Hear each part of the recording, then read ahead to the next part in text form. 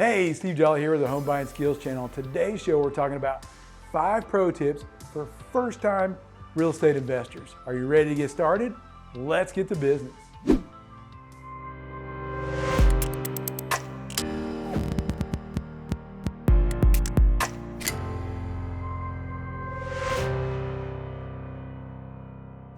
So tip number 1 is do your homework. There is so much to learn about real estate investing. You can't learn it all at once. So one of the first things you're going to want to do is take a high-level overview, a 10,000-foot view of all the different types of real estate investing that you might be interested in.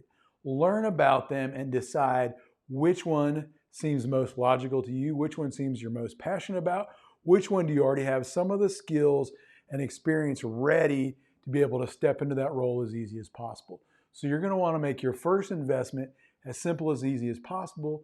And in order to do that, you're really going to have some knowledge. And so you're going to have to spend some time gaining that knowledge. And once you've picked a niche, I recommend staying with it for a while until you've mastered it so you can feel real comfortable with what you're doing instead of jumping around and trying to do too many things at one time.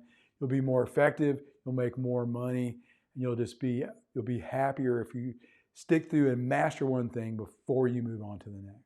So there's lots of different investment vehicles for you to consider.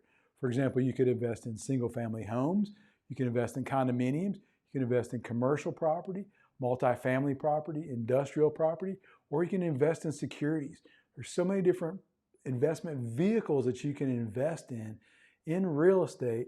You want to make sure you understand all of them first in the beginning, at least a general overview, that 10,000-foot view, so you know which direction you most likely want to head. So in addition to the different investment vehicles, there's a whole bunch of different investment strategies like buy and hold, fix and flip. You're going to BRRRR the property, you're going to wholesale the property, you're going to do property management. All these different things are ways that you can make money through investment properties. So you have to decide the investment vehicle that you want to go after. You also have to decide the strategy that you want to apply.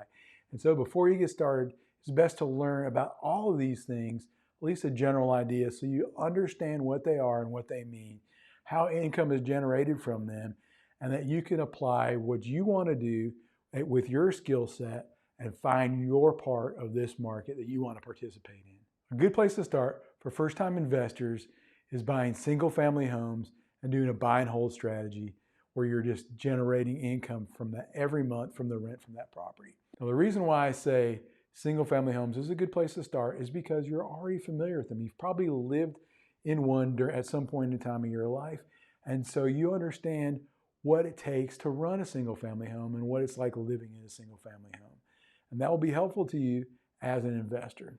And also the buy and hold strategy is probably another good place to start too. The only thing you need to do once you buy the home and you've maybe put some money into it to get it ready to rent is you have to do some property management. And if that's something that you don't want to do, you can always hire it out to make it easy for yourself.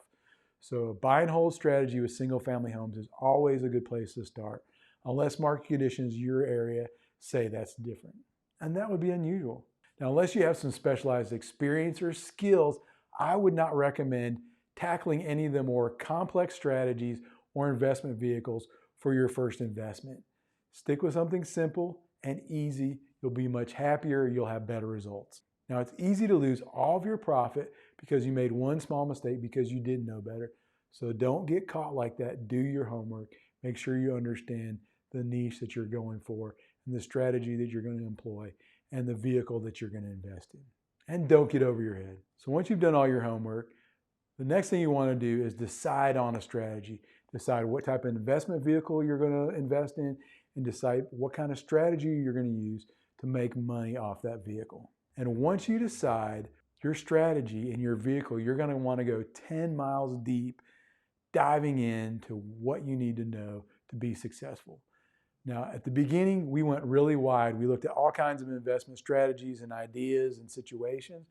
But now that we've focused on one, we're going to go 10 miles deep so we can get to the bottom of it, so we understand everything that we need to know to be successful in this business. And there are likely local laws, customs, and other things that you need to know to be successful. So I always recommend talk with others who have done it first in your area, get their advice, get their feedback, Learn from them so you don't make the same mistakes that they did. And then make sure you get all of your questions answered before you pull the trigger on anything.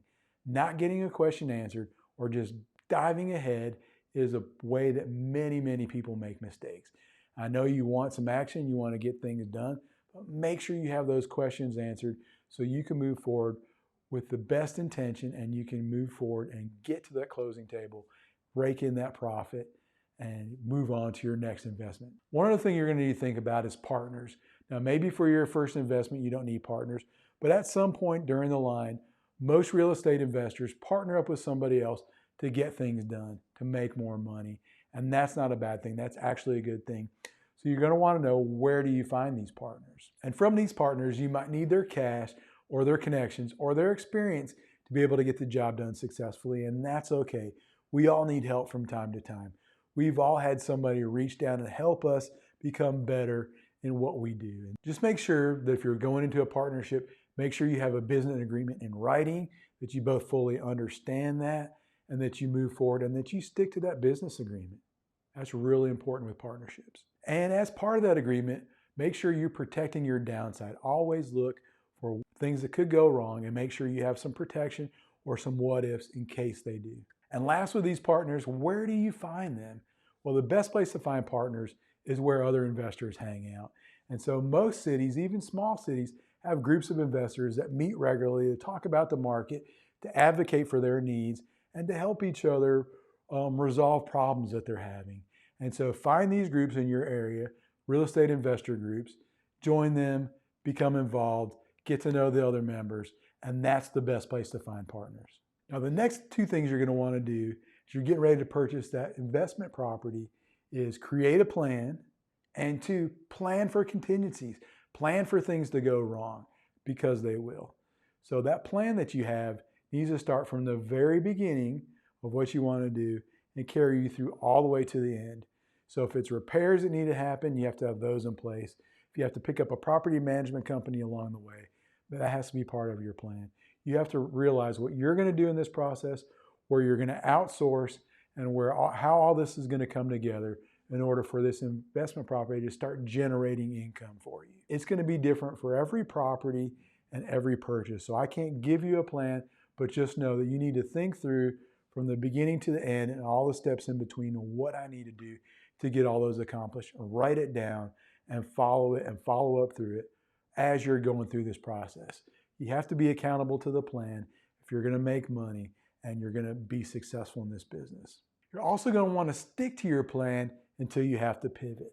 And pivoting is something that you have to do because market or other factors dictate that you have to change direction. So stick to your plan. Try not to get pulled off in every direction. I know there's lots of interesting things to see and do, but you really need to stick to your plan and focus on your plan so you can get that property producing income as quickly as possible. And as I said a minute ago, you've got a plan for problems, a plan for contingencies.